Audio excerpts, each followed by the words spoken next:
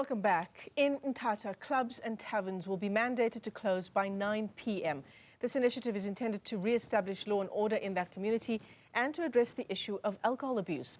Let's unpack this story further. We're joined this evening by Charlene Louw, who's the CEO of the Beer Association of South Africa. Charlene, thanks very much indeed for coming on to the program. And I dare say that this is an initiative that perhaps needs to be rolled out even further than just Mthatha. Thank you so much for having me. Indeed, I mean, I don't doubt that the Inata local government took this decision very lightly or very easily.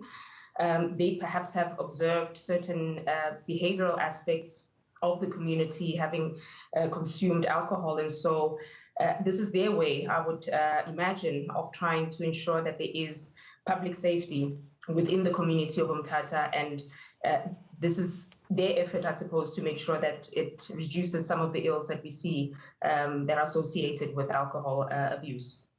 I imagine that businesses operating in the area would have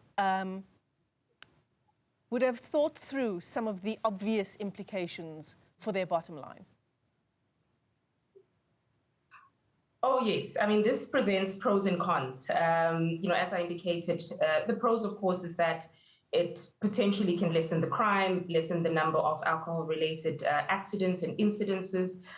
That's the positive. However, there are cons to this as well, in the sense that liquor traders that operate, I suppose, within the townships primarily struggle as it relates to, of course, cash flow and customers and the ability of customers to afford to purchase. And so they have their own struggles as businesses. And so when you reduce the time to operate, this has a knock-on effect on their businesses, the livelihood of their businesses, as well as, of course, the employees that operate within those establishments. So it really is a knock to those businesses.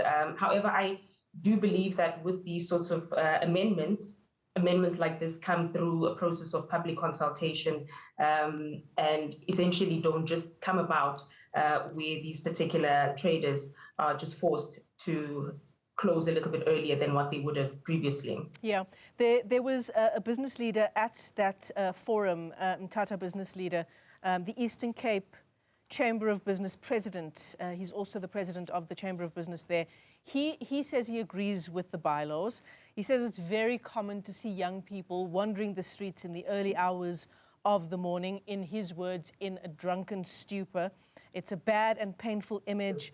People are urinating everywhere. It's difficult for motorists to drive, and obviously it puts people's personal safety at risk.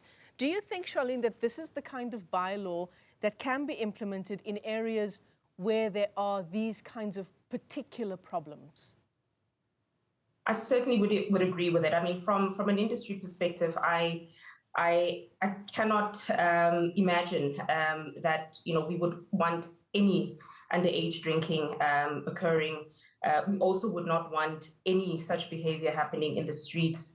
It also presents a very poor picture and a negative picture for the industry. So I commend the local government within that particular municipality and the actions that they've taken. They would obviously have observed behavior that really is concerning, and perhaps this has been the last straw. I don't doubt that there were no other interventions perhaps that might have followed or preceded this, but for them to have taken such drastic measures, my assumption really at this point is that they essentially had no other option but to do this in order to try and curb, particularly the underage drinking, because that's the area that I think concerns all of us, including the industry. So we certainly are in support of this type of move. And indeed, as you've indicated, in areas where there's a specific need and a specific prevalence of alcohol abuse, I certainly would say we support these types of initiatives to be able to at least minimize and reduce some of these behaviors that come from abusive alcohol consumption. Yeah, absolutely. And obviously we're talking about the story of the underage young people, the young people who were at that tavern in the Eastern Cape, who I think it was over 20 of them, the Enyobeni tavern, who died, and we still don't have any clarity around that. But the issue of underage drinking has been put into sharp focus as a result of that one incident. And perhaps this is a way of telling businesses that these are the bylaws, insofar as noise levels are concerned, not disturbing neighboring businesses, loitering, littering, underage drinking, etc. These are the rules. If you don't adhere to them, this is the kind of bylaw that will come into play. Oh, yes, absolutely. There's a licensee at the end of that particular liquor trading establishment, if I can call it that. And the license has several conditions, one of which is indeed that there ought not to be noise pollution. Indeed, there ought not to be intoxication that happens within that establishment. There ought to be responsible drinking that happens within that establishment. And they actually need to ensure that if somebody has drunk too much, they're in fact not supposed to serve them alcohol any longer. And not let anyone in that is intoxicated. And so there is an obligation on a liquor trader. And if they're not living up to that end of that obligation, these are some of the consequences that then come with, in fact, not complying or adhering to the obligations of your license. Yeah, certainly. Especially in a country where you are less likely to see a fruit and veg or grocer on the corner of every street, but on every street or every second street in particular areas, there will likely be an outlet to buy alcohol. Yes, I think that's the other challenge, of course, that we have. However, one of the other things we have to recognize and be honest with ourselves about is that there are quite a number of alcohol outlets that are also operating illegally.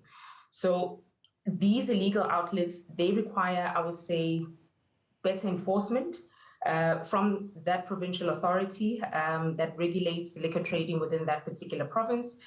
And often enough, that then expands the accessible or the accessibility of alcohol, if I can put it that way, to youngsters as well as to adults that consume alcohol. That's a specific problem. But indeed, there may be too many of these outlets, and therefore the accessibility may be creating some of these challenges that we're hearing about and experiencing from this instance in Mthatha. Yeah, absolutely. Very important discussion. Charlene Louw, let me thank you for your time this evening.